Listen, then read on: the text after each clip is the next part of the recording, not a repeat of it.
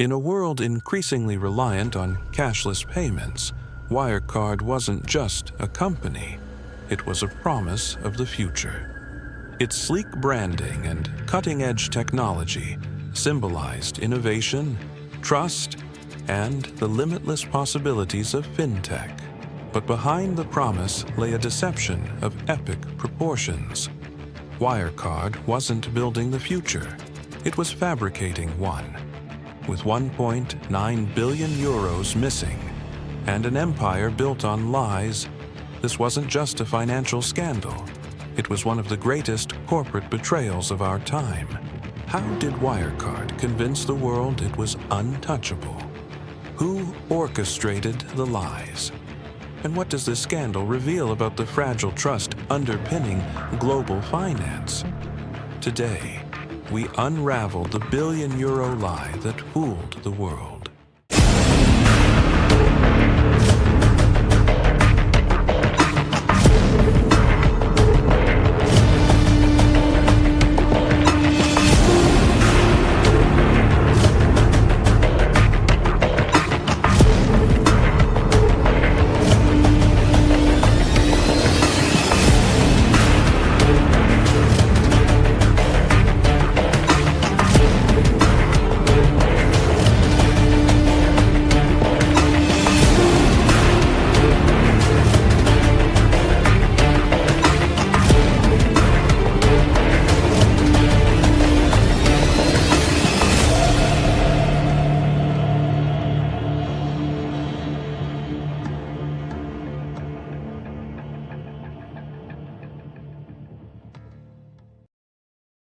In the late 1990s, as the Internet began reshaping global commerce, a small German company saw an opportunity to capitalize on the burgeoning world of online payments. Wirecard was founded in 1999, initially serving as a payment processor for e-commerce websites. Back then, online shopping was in its infancy, and many businesses struggled with payment fraud and technical hurdles. Wirecard's innovative software promised to streamline transactions, reduce fraud, and make digital payments accessible to all. In 2002, Markus Braun joined the company as CEO. A visionary with a background in computer science, Braun envisioned Wirecard as more than just a payment processor. His ambition was to transform it into a global fintech leader, facilitating seamless transactions across borders. Under Braun's leadership, Wirecard grew rapidly. In 2005, it went public on the Frankfurt Stock Exchange, signaling its arrival as a major player in the financial world. By acquiring struggling payment companies, particularly in Asia and the Middle East, Wirecard gained access to lucrative new markets. From processing payments for e-commerce to providing prepaid cards for high-risk industries like gambling and adult entertainment, Wirecard positioned itself as a versatile solution for businesses worldwide. By the 2010s, it had established operations in over 30 countries, becoming a critical player in global finance. Wirecard didn't just keep up with the fintech revolution, it led the charge. The company introduced cutting-edge products like virtual payment cards, digital wallets, and mobile payment solutions, staying ahead of its competitors by embracing emerging technologies. Braun's bold rhetoric, paired with Wirecard's innovative product line, helped the company position itself as an essential part of the cashless economy. Investors were drawn to its potential, and by 2018, Wirecard was one of Germany's most valuable companies. In 2018, Wirecard achieved a major milestone. It joined Germany's prestigious DAX 30 index, replacing Commerzbank. The inclusion cemented Wirecard's reputation as a blue-chip stock and a symbol of German economic success. Wirecard wasn't just a company, it was a national success story. It represented Germany's ambition to lead in the global digital economy, putting the country's fintech industry on the map. Yet, despite its meteoric rise, Wirecard had skeptics. Financial analysts and journalists pointed out irregularities in the company's reports, particularly its reliance on third-party acquirers in regions with limited regulatory oversight. Much of Wirecard's revenue came from third-party partners in Southeast Asia, where local companies processed payments on its behalf. These arrangements made it difficult to verify the company's earnings, raising questions about the authenticity of its reported profits. Wirecard dismissed these concerns, labeling critics as short sellers attempting to profit from the company's downfall. But the cracks in its foundation were already visible to those willing to look closely. Behind the scenes, one man was instrumental in Wirecard's operations: Jan Marsalek, the company's enigmatic COO. Known for his charisma and larger-than-life persona, Marsalek managed Wirecard's global expansion efforts, particularly in Asia. Marsalek was the public face of Wirecard's success story, but his activities were often shrouded in mystery. His connections to high-ranking officials and his extravagant lifestyle raised eyebrows, but few questioned his role in the company's growth. Later, investigations would reveal that Marsalek played a key role in orchestrating the fraud, using his influence to cover up discrepancies and distract critics. By the end of the 2010s, Wirecard appeared unstoppable. Its stock had skyrocketed, its products were used globally, and its executives were hailed as Fintech pioneers. But beneath the surface, a billion-euro lie was waiting to be exposed. Wirecard's meteoric rise wasn't fueled by innovation or strong business fundamentals. It was propped up by an elaborate web of lies. Let's break down how this billion-euro fraud unfolded step by step. At the core of Wirecard's deception was its reliance on third-party acquirers. These companies processed payments on Wirecard's behalf in regions where it didn't have direct operations, like Southeast Asia and the Middle East. Wirecard claimed that these third-party partners were generating billions in revenue, holding nearly 1.9 billion euros in trust accounts to settle customer transactions. But in reality, this revenue didn't exist. It was fabricated to make Wirecard's financials look more robust. To maintain the illusion, Wirecard executives and accountants falsified invoices, bank statements, and financial records. These documents were used to convince auditors and regulators that the funds were real. For over a decade, Wirecard's auditors at Ernst & Young failed to detect the fraud. Instead of independently verifying the existence of trust accounts, they relied on documentation supplied by Wirecard and its third-party partners. Wirecard went to great lengths to deceive its auditors, creating fake email accounts and having insiders pose as third-party representatives. This elaborate scheme allowed Wirecard to keep its auditors in the dark for years. By the time questions about Wirecard's financials began to surface, the damage had already been done. EY had signed off on years of fraudulent financial statements, lending credibility to the company's lies, while Marcus Braun served as the face of Wirecard. COO Jan Marsalek was its secret weapon.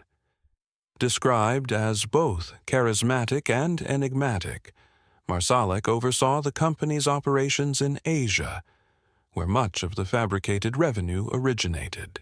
Marsalek's larger-than-life persona helped deflect suspicion.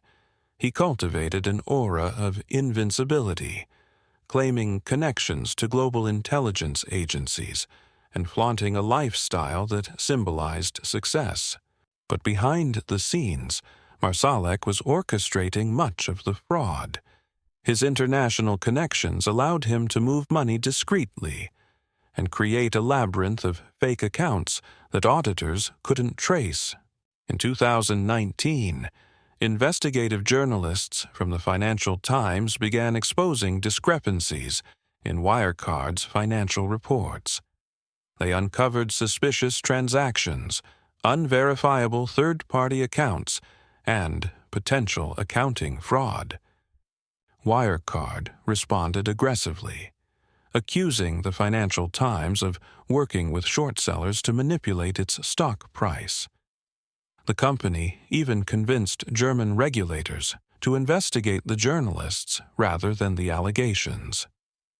This tactic worked, temporarily. Wirecard's stock rebounded, and skeptics were silenced, but the cracks in its foundation were growing wider. The beginning of the end came in June 2020, when Wirecard admitted it could not locate 1.9 billion euros supposedly held in trust accounts. The missing money represented nearly a quarter of the company's balance sheet. Wirecard initially claimed the funds were held in 2 Philippine banks, but both banks denied any connection to the company. It became clear that the money had never existed. Shortly after the announcement, Marcus Braun was arrested and charged with fraud, market manipulation, and embezzlement. Meanwhile, Jan Marsalek disappeared, reportedly fleeing to Russia under the protection of shadowy allies. Prosecutors alleged that Braun and Marsalek had orchestrated the fraud for years, siphoning millions from Wirecard to fund their lavish lifestyles and keep the company afloat. Wirecard's collapse sent shockwaves through global markets, erasing billions in shareholder value and raising questions about the effectiveness of auditors, regulators, and oversight mechanisms. The fall of Wirecard wasn't just a financial failure. It was a national embarrassment. Germany's reputation as a hub for reliable business practices was called into question, and regulators faced intense scrutiny for failing to act on early warning signs. Wirecard's billion-euro lie had finally unraveled, exposing a trail of deception, greed, and systemic failure. But the question remained: how had this gone unnoticed for so long? Wirecard initially claimed that the missing funds were held in 2 Philippine banks as part of trust accounts managed by its third-party partners. But both banks denied any connection to Wirecard, and the Philippine Central Bank confirmed the funds had never entered the country. Further investigations revealed that these trust accounts were entirely fictitious. For years, Wirecard had used forged documents and fraudulent confirmations to create the illusion of financial stability. The revelation raised serious questions about the role of Wirecard's auditors, EY. How had they failed to detect such a glaring discrepancy for over a decade? Critics accused EY of negligence, as they had relied heavily on Wirecard's own records without conducting independent verifications. Shortly after Wirecard's admission, CEO Marcus Braun was arrested and charged with fraud, embezzlement, and market manipulation.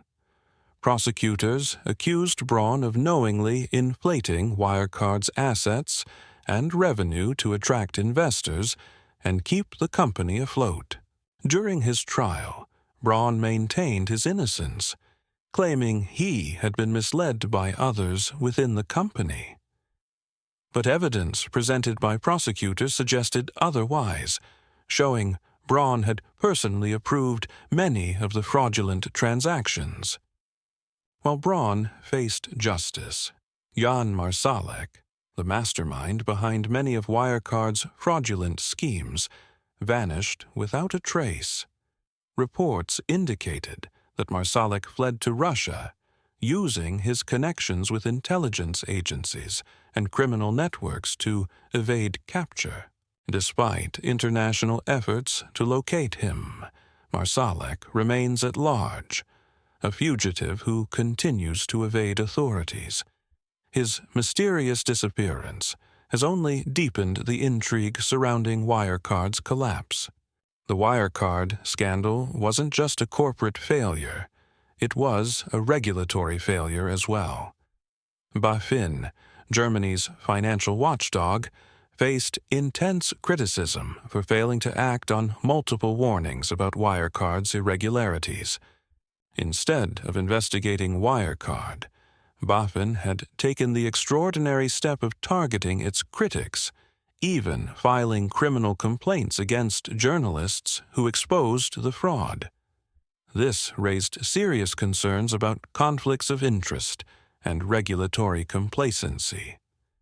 The scandal prompted widespread calls for reform. BaFin's leadership was overhauled, and Germany introduced stricter regulations to improve oversight of financial institutions and auditing practices. On June 25, 2020, Wirecard filed for insolvency, marking the largest corporate collapse in Germany's post-war history. Thousands of employees lost their jobs, and billions of euros in shareholder value evaporated overnight. For many, the collapse was deeply personal. Employees who had trusted in the company's vision were left jobless, while small investors saw their hard-earned savings vanish in an instant. The fallout from Wirecard extended far beyond Germany. As one of the few European Fintech companies with global reach, its collapse sent shockwaves through financial markets and eroded trust in corporate governance.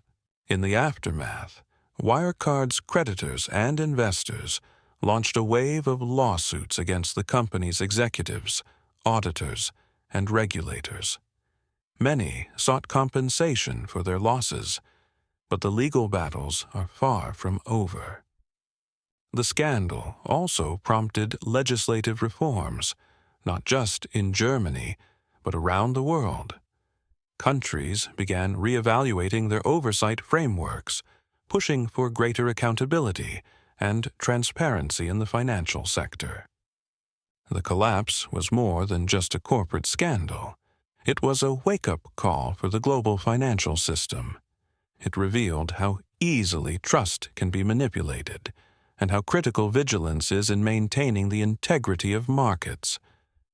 The fall of Wirecard wasn't just a German tragedy, it was a global lesson. It exposed the fragile foundation of blind trust in corporate systems and revealed how innovation, unchecked by oversight, can spiral into deception. In finance, trust is the invisible currency that powers every transaction. Wirecard thrived by manipulating this trust, presenting an image of stability and innovation while hiding a web of lies. Its collapse reminds us that trust must be earned through transparency and accountability, not marketing or prestige. But even with reforms, the greatest defense against future fraud is vigilance. Whistleblowers, journalists, and skeptical investors play a vital role in questioning what seems too good to be true. Their persistence ensures that even the most sophisticated lies are eventually exposed. By learning from these lessons, we can create a financial future that is not only innovative, but trustworthy. Thank you for watching Cash Chronicles. If you enjoyed this story, don't forget to like, subscribe, and join us next time as we uncover more of the world's biggest financial scandals.